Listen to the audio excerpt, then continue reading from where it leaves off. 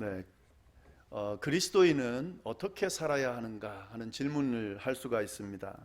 성도는 어떤 삶을 살아야 하는가?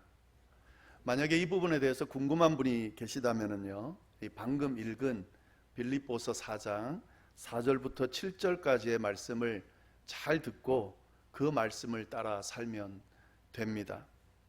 감옥에 gat힌 사도 바울이 빌립보 교회 성도들에게 편지를 보냈는데요, 그 편지에 담긴 메시지, 특별히 오늘 본문을 중심으로 3주에 걸쳐서 저희가 말씀을 나누고 있습니다.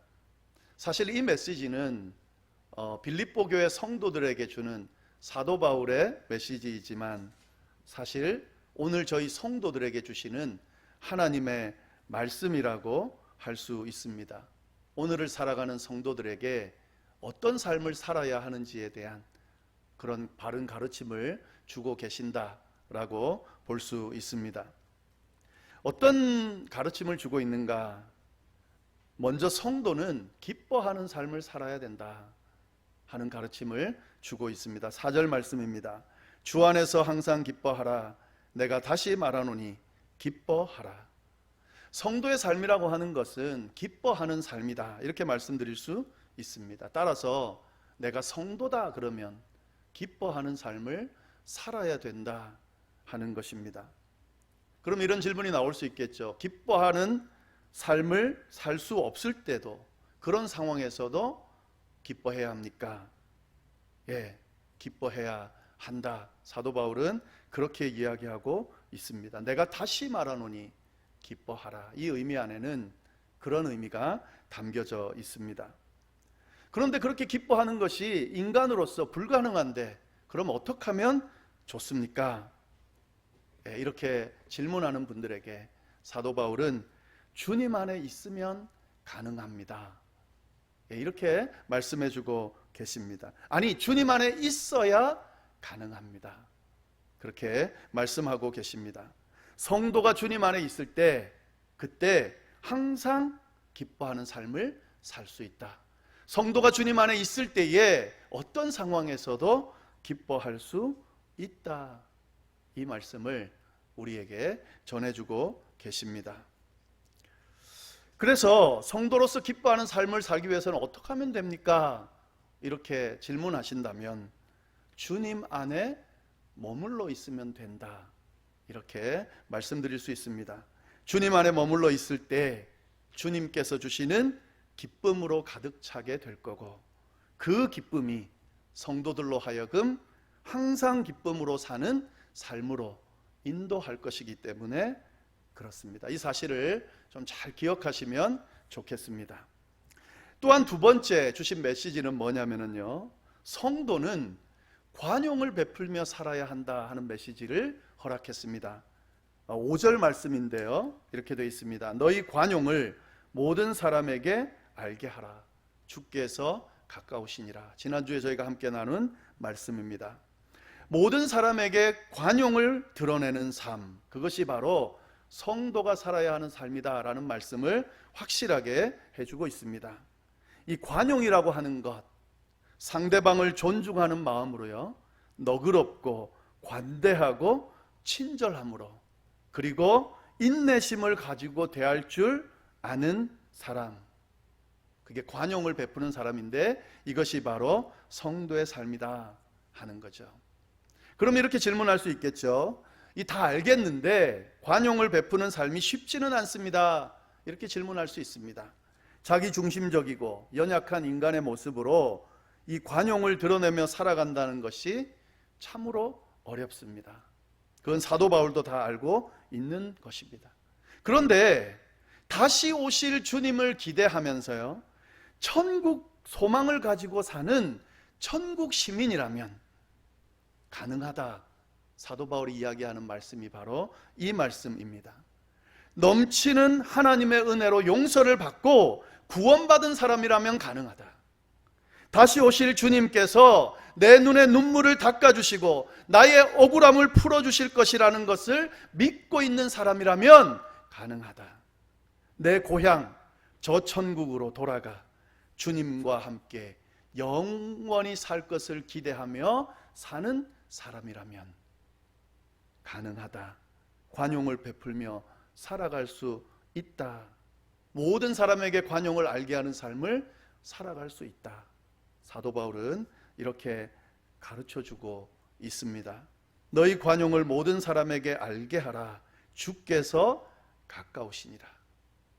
이 말씀 꼭 기억하면 좋겠습니다. 그것이 바로 성도의 삶에 아주 중요한 요소이기 때문에 그렇습니다. 자, 그러면 세 번째는 뭘까? 성도의 삶에 대한 가르침 세 번째는 뭘까? 기도하는 삶이다 하는 거죠. 6절 7절 말씀, 오늘 그 말씀 좀 나눠볼 텐데요, 제가 한번 읽어보겠습니다. 아무것도 염려하지 말고 다만 모든 일에 기도와 간구로 너희 구할 것을 감사함으로 하나님께 아뢰라. 그리하면 모든 지각에 뛰어난 하나님의 평강이 그리스도 예수 안에서 너희 마음과 생각을 지키시리라. 잘 아는 말씀이죠, 여러분. 아주 유명한 사람들이 좋아하는, 성도님들이 좋아하는 말씀입니다. 이 아마존이라고 하는 회사에서요, 그 아마존이 원래 주로 하는 그 사업은 전자책을 파는 그런 사업을 하는 회사입니다. 이 아마존에서 고객들을 대상으로 어떤 조사를 하나 했다고 그럽니다. 특별히 전자책을 사용하는 미국 사람들을 대상으로 조사를 하나 했답니다. 전자책 성경책을 읽을 때에 이제 전자책 성경책을 읽는 분을 이야기하겠죠. 킨들이라고 하는 그 전자책이 있습니다. 그걸 통해서 전자책 성경을 읽는 미국 사람들, 그 사람들이 가장 많이 하이라이트하는, 그러니까 그 전자책에 보면은 하이라이트 기능이 있습니다. 마치 형광펜으로 이렇게 중요한 걸 표시할 수 있도록 그렇게 표시하는 그런 게 있는데요, 그 하이라이트를 가장 많이 한 구절이 뭔지를 조사를 해보니까요, 바로 이 구절이 나왔다 하는 거죠. 빌립보서 4장 6절 7절 말씀이다 하는 거죠. 그만큼 이 구절을 좋아하고 그리고 많은 사람들이 중요하게 생각한다 하는 거죠. 이 구절을 통해서요, 이 빌립보 교회 성도들에게 주어지는 사도 바울의 메시지, 기도하라 하는 것입니다. 바울은 기도하라는 명령을 지금 하고 있다 하는 거죠. 근데 사실은 이 기도하라는 건 너무 당연한 거거든요. 너무 성도라면 너무 당연한 일인데 사도 바울은 기도하라는 명령을 특별히 지금 하고 있다 하는 거죠. 이 사실 그리스도인이, 성도가 기도하지 않는다라는 것은 사실 말이 안 되는 일입니다. 성도인데 기도하지 않는다, 이게 사실 연결이 되는 말이 아닙니다. 만약에 기도를 이렇게 생각하면 가능해요. 만약에 기도가 가지고 있는 의미를, 기도는 내 필요를 하나님께 간구하는 것이다, 만약 이렇게 이해하는 분이 있다면 성도이면서 기도하지 않을 수 있습니다. 왜냐하면요, 기도할 내용이 없으면 기도하지 않을 수 있거든요. 그러니까 기도할 필요가 없기 때문에 기도하지 않을 수 있는 거죠. 왜냐하면 기도는 내 필요를 하나님께 간구하는 거니까요. 그런데 여러분, 성경이 말하는 기도는, 기도의 의미는 그런 게 아니거든요. 성경이 말하는 기도는 내 필요를 하나님께 간구하는 것이 아니거든요. 성경이 말하는 기도가 뭐냐면 하나님과 대화하는 겁니다. 하나님과 교제하는 겁니다.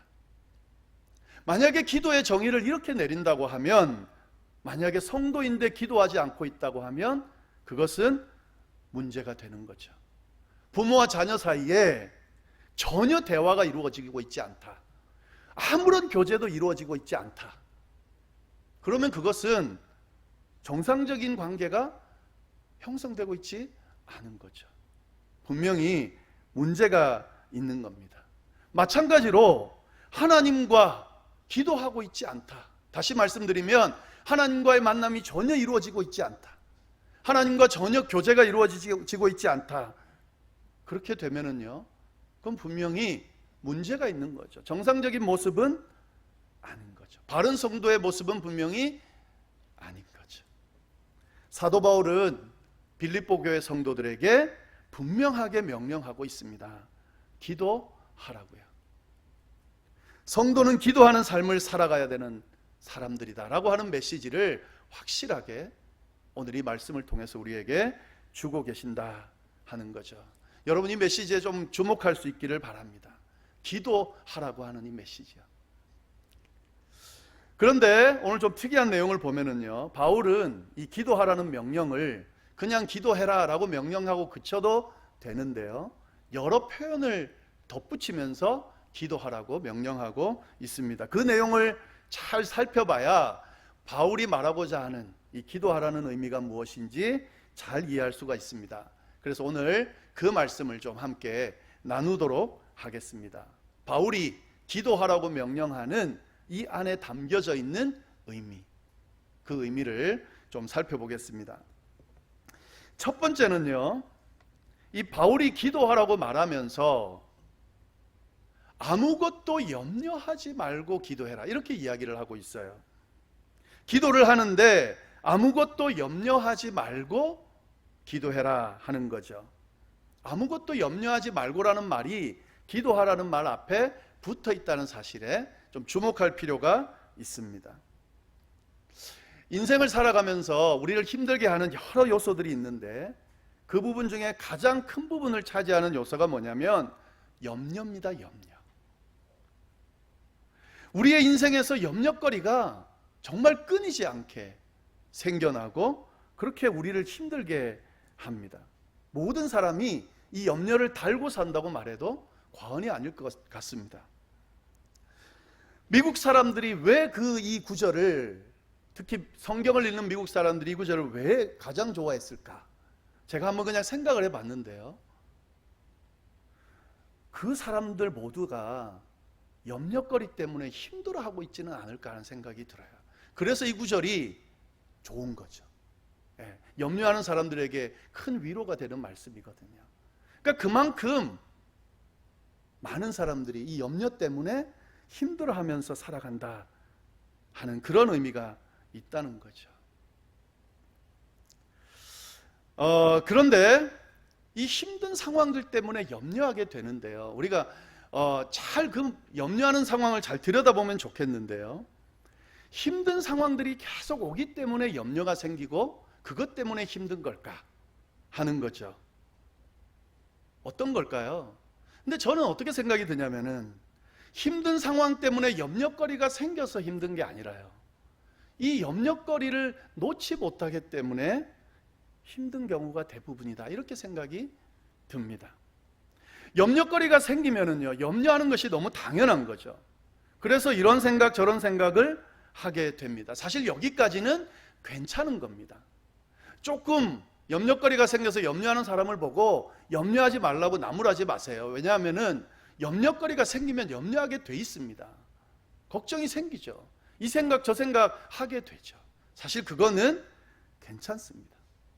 그런데 문제는 이렇게 시간이 흐르다 보면 염려가 염려를 붙드는 상황이 생기게 됩니다. 여기부터는 사실 문제가 되는 거예요. 그렇게 계속 붙들고 있다 보면은요, 걱정, 근심, 불안 이런 증상들이 가중이 돼요. 계속.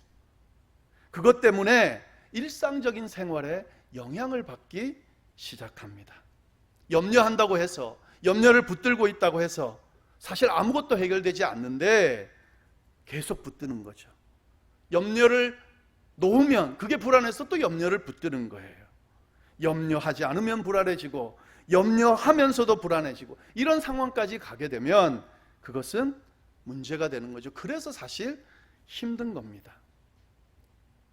염려거리가 어느 정도 있어도 어느 정도 하다가 떨쳐버리는 이런 낙관적인 성격을 가진 사람들을 보면은요, 그 사람들은 염려를 붙들고 사는 사람들보다 훨씬 나은 삶을 살고 있다는 것을 알 수 있습니다. 왜냐하면 염려거리에 매이지 않거든요. 그런데 염려에 매여 있는 사람은 힘들죠. 쉽지 않을 거예요. 그래서 사실 염려거리가 생겨서 힘든 게 아니라 염려에 붙들려서 힘든 것이 아닌가, 우리가 잘 생각해 볼 필요가 있습니다. 바울이 염려하지 말라고 하는 이 염려하지 말라는 의미는 이걸 하지 말라고 하는 거예요. 이거를요.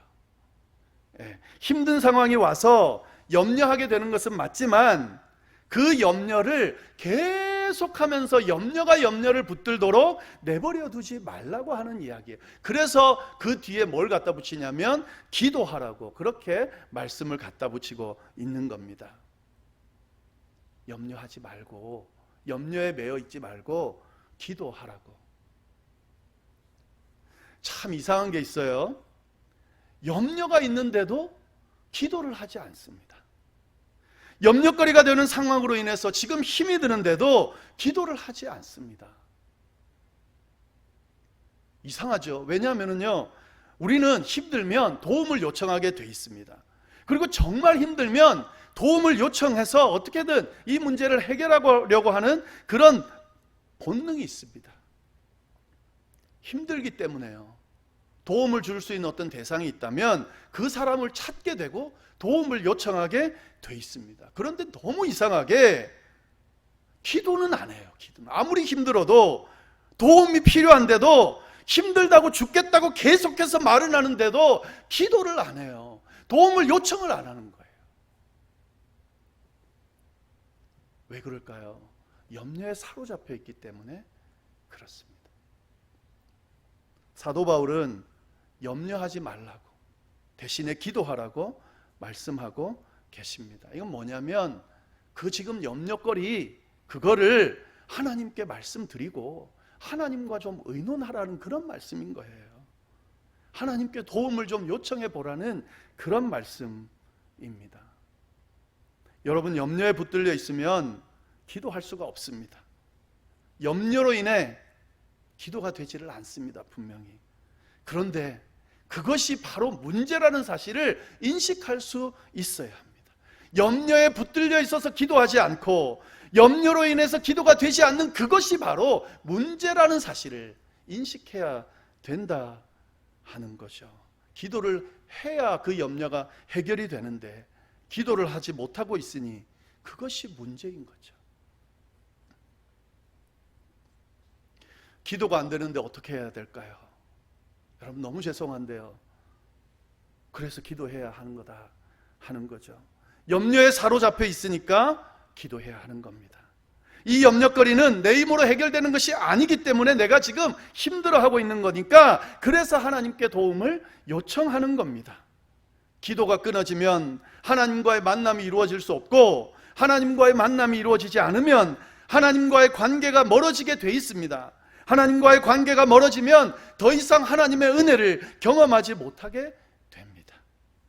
그러면 이 염려가 해결되는 것이 아니라요, 점점 더 커지는 염려거리 때문에 더 힘들게 되는 거죠.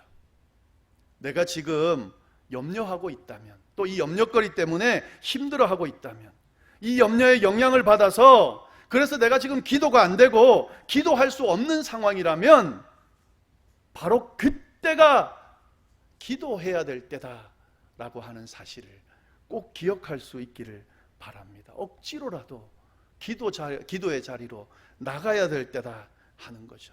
내 힘으로 안 되면 누군가의 도움을 받아서라도, 억지로라도 끌려서라도 그 기도의 자리로 나가야, 그래야 문제를 해결할 수 있습니다. 그 힘든 시간을 이길 수 있다 하는 거죠. 그러한 기도를 통해서 하나님과 만날 수 있게 되고 그때 하나님의 도움을 받을 수 있다 하는 거죠.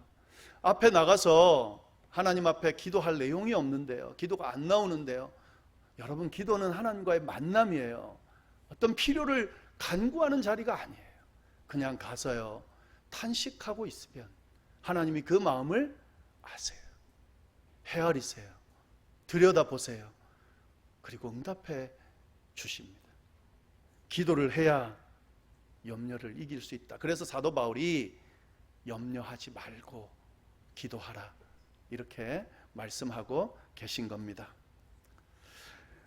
두 번째, 바울은 이렇게 기도하라고 하면서요, 어떤 말을 또 표현하냐면 오직 모든 일에 기도와 간구로 하라, 이렇게 명령하고 있습니다. 오직 모든 일에 기도와 간구로 하라. 기도할 때에 모든 일에 대해서 아뢰라 이렇게 말씀하시는 내용인데요, 하나님 앞에 나가서 기도하면서 어떤 것은 아뢰고 어떤 것은 아뢰지 않고 이렇게 구분하지 말고 모든 일에 대해서 기도하라 하는 겁니다. 이 표현을요 참 재밌게 표현해 놨는데요, 모든 일을 가지고 기도해라 이렇게만 해도 되는데 기도와 간구로 해라 이렇게 돼 있어요. 단어 두 개를 사용하고 있습니다. 사실 기도나 간구나 같은 의미로 볼 수 있잖아요. 근데 왜 이 두 단어를 썼을까요? 이 영어 성경을 보면은요 이 두 단어가 다르게 표현이 되어 있습니다. 첫 번째 기도, 이건 우리가 알고 있는 prayer라고 되어 있습니다. 기도죠. 근데 그 간구라는 이 표현의 단어는 NIV는 뭐라고 되어 있냐면요 petition이라고 되어 있습니다.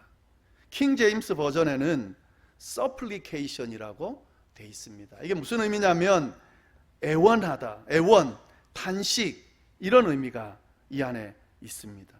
탄원하고 애원한다 하는 그런 의미죠. 그러니까 지금 사도 바울이 하나님께 기도하라고 할 때 기도와 간구로 하라는 그 말은 필요를 위해서 기도하고 간구도 하지만 필요를 위해서 기도할 수 없는 그 상황 있잖아요. 안타까운 상황, 힘든 상황, 도무지 해결이 안 되는 상황, 절박한 상황, 죽을 지경이 된 그 상황, 그 상황을 놓고도 기도하라고 하는 거죠.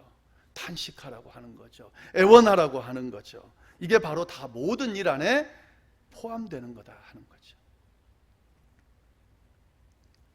너무너무 힘들어서요 하나님 앞에 나갈 수조차 없는 그 상황에서도 하나님 앞에 나가서 탄원하고 애원하면서 기도하라, 이렇게 지금 사도 바울이 메시지를 주고 있는 겁니다.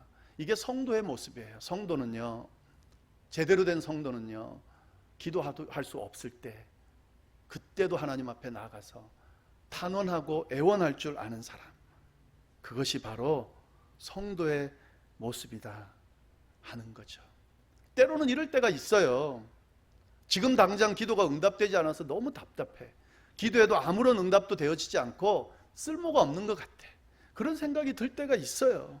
또 어떨 때는 하나님이 진짜 살아계신 분 맞나 하는 의심이 들 때도 있습니다.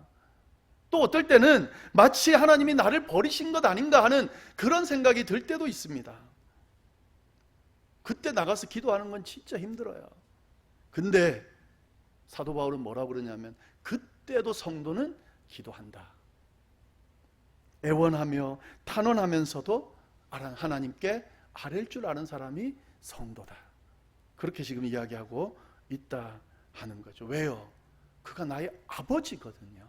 그가 나의 어머니거든요. 그가 나의 구세주거든요. 그가 나의 전부이거든요. 그분이 아니면 이 문제를 해결해 줄 분이 없다고 믿는 사람이 성도예요. 그러니까 그 시간 누구를 찾겠어요? 아버지를 찾는 거죠. 구세주를 찾는 거죠. 나의 전부를 찾는 거죠. 부끄러운 모습이 있어도, 원망이 생기더라도, 어떤 형편에라도 하나님을 나의 아버지로 믿고 그 앞에 나갈 줄 아는 사람, 그 사람이 바로 성도입니다. 그래서 성도는 기도하는 삶을 사는 사람이다 하는 거죠. 세 번째, 바울이 기도하라고 메시지를 전하면서 어떻게 표현하냐면 감사함으로 하나님께 아뢰라, 이렇게 표현하고 있어요. 기도할 때에, 바라는 걸 위해서 기도할 때에 감사하는 마음으로 아뢰라, 이렇게 이야기를 하고 있어요. 왜 감사하는 마음으로 아뢰라고 그럴까요? 이 감사하는 마음으로 아뢰는다는 것이 어떤 의미일까요? 아직 기도하는 내용이 응답받지 않았는데 어떻게 감사하는 마음으로 기도할 수 있을까요? 왜, 여러 가지 의미가 있겠죠. 그 중에 하나가 뭐냐면, 왜 감사하는 마음으로 기도해야 되냐면 기도할 수 있음에 감사해서 그렇습니다. 더 구체적으로 말하면요, 기도할 대상이 있기 때문에 감사하는 거죠. 그래서 기도하면서 감사함으로 기도할 수 있는 겁니다. 여러분, 살아가면서 주변 사람들 한번 보세요. 기도할 내용 참 많은데, 너무 간절하게 기도할 내용이 있는데 기도할 대상이 없는 사람들이 많습니다. 의외로 대상이 없어요. 대상이 명확하지가 않아요. 여러분, 이건 너무 힘든 일이에요. 내가 지금 너무 힘든데 그래서 이 문제를 누군가에게 좀 말하고 씨름하고 싶은데 그 말을 할 대상이 없는 거예요. 그래서 이 사람 저 사람, 이 신 저 신 찾아다니는 거예요. 어떤 면에서는 좋아 보이죠. 능력 있는 신을 막 찾아다니는 것이. 근데 여러분 그거 참 안타까운 모습이에요. 대상이 없기 때문에 찾아다니는 거예요. 참 불쌍한 거죠. 종교가 있는 사람들이요, 종교가 없는 사람들보다 좀 나은 인생을 살 수 있는 이유는요, 힘들 때 기도할 수 있는 대상이 있다 하는 거예요.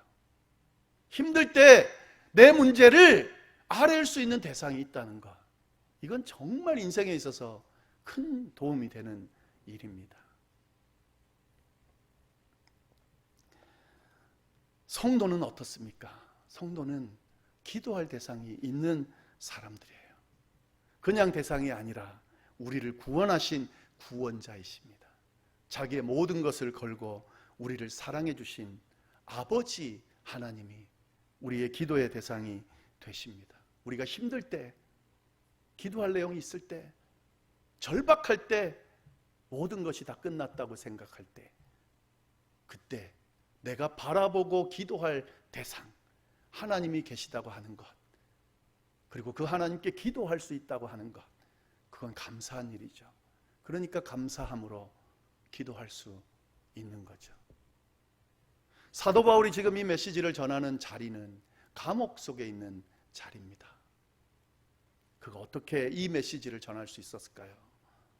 예, 감옥 속에서도 지켜보시고 그의 절박감을 봐주시는 하나님께서 그의 구세주기 때문에, 그걸 믿고 있기 때문에 그분께 기도할 수 있고 그 안에서 기뻐할 수 있고 그 안에서 관용을 베푸며 살 수 있게 되는 거죠.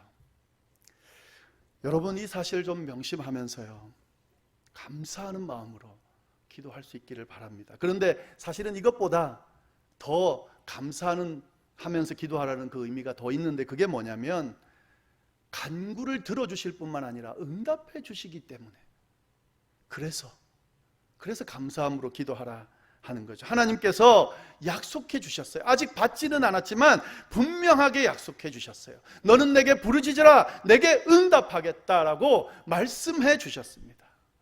이 약속의 말씀을 생각하면서 기도하는 거죠. 내가 기도하는 이 내용 하나님이 들으실 뿐만 아니라 분명히 응답해 주실 거라고 믿기 때문에 이미 감사하면서 그렇게 기도할 수 있는 거죠. 그런 의미입니다. 감사함으로 기도하라고 하는 의미는요. 사도 바울이 기도하라고 말하는 의미는 이런 의미가 있습니다. 이런 의미 안에서 기도해라, 이렇게 지금 바울이 가르치고 있습니다. 7절 말씀을 보면은요, 이렇게 기도하면 어떤 결과가 주어지는지 말씀하고 있어요. 이렇게 기도하면 이런 결과가 주어진다. 7절 말씀, 그리하면 이렇게 돼 있어요.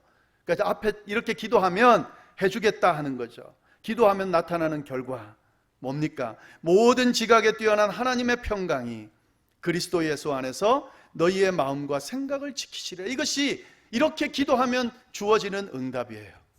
근데 여러분, 여기서 특이한 점이 있어요. 이 말씀을 잘 보셔야 돼요. 이렇게 기도하면 이렇게 응답해 주신다 했으면은 마지막 마무리가, 마침 문장이 이렇게 돼야 좀 더 맞는 것 같아요. 기도하라, 그러면 내가 응답해 줄 거다. 그런데 뭐라고 이야기되어 있냐면 그렇게 되어 있지 않고요, 마음과 생각을 지키시리라 이렇게 되어 있어요. 좀 특이하죠. 기도하면 마음과 생각을 지켜주신대요. 여러분, 이게 엄청난 기도의 결과라는 사실, 이것이 기도하면 나타나는 엄청난 축복이라는 사실을 잘 좀 볼 수 있어야 돼요.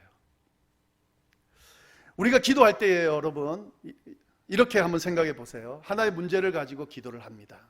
그러면 하나님께서 그 기도에 응답해 주십니다. 굉장히 놀라운 일이죠. 이건 엄청난 일이에요. 근데 여러분, 그 한 문제를 놓고 기도해서 응답을 받았는데 또 다른 문제가 생기면 어떻게 되나요? 원점이에요. 또 힘들어요. 그러면 그 문제를 가지고 또 하나님 앞에 기도해야 되겠죠. 그러면 또 기도 응답 받을 때까지는 힘들어요. 이것도 대단한 겁니다. 그렇게 기도하고 응답받고 하면서 하나님 주시는 은혜 안에 머무는 거죠. 대단한 겁니다. 근데 여러분, 오늘 이 말씀 속에 담겨 있는 기도 결과에 비해서는 별거 아니에요.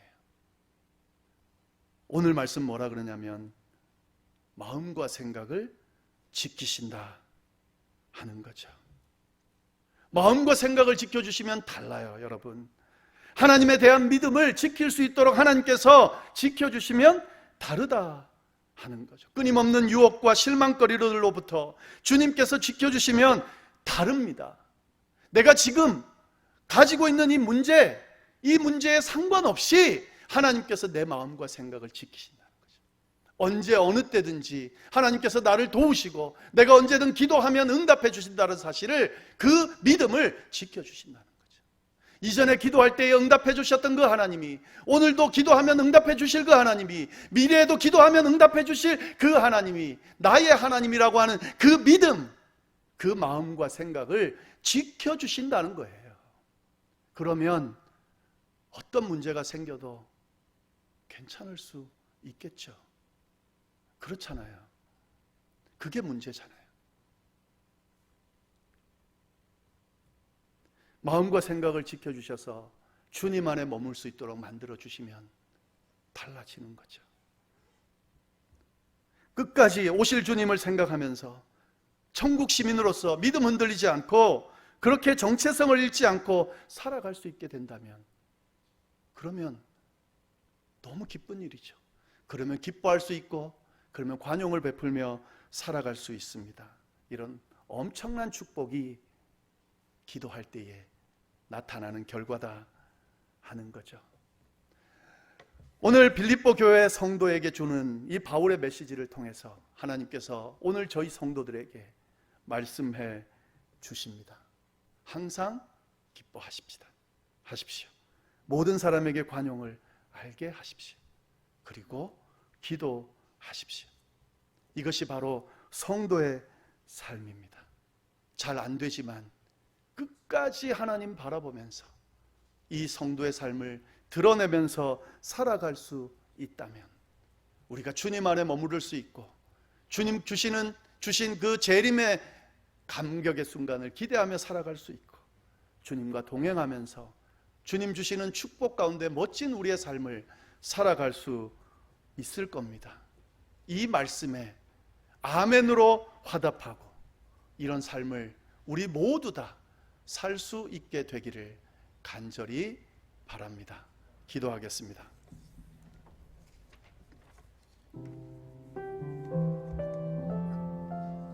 하나님 아버지, 감사합니다. 오늘 또 귀한 말씀을 통하여 하나님의 음성을 들을 수 있도록 인도하여 주시니 감사합니다. 하나님, 사도 바울을 통하여 저희에게 들려주시는 이 음성이 하나님 저희 마음속에 잘 새겨질 수 있도록, 저희 삶 속에 잘 드러날 수 있도록 인도하여 주옵소서.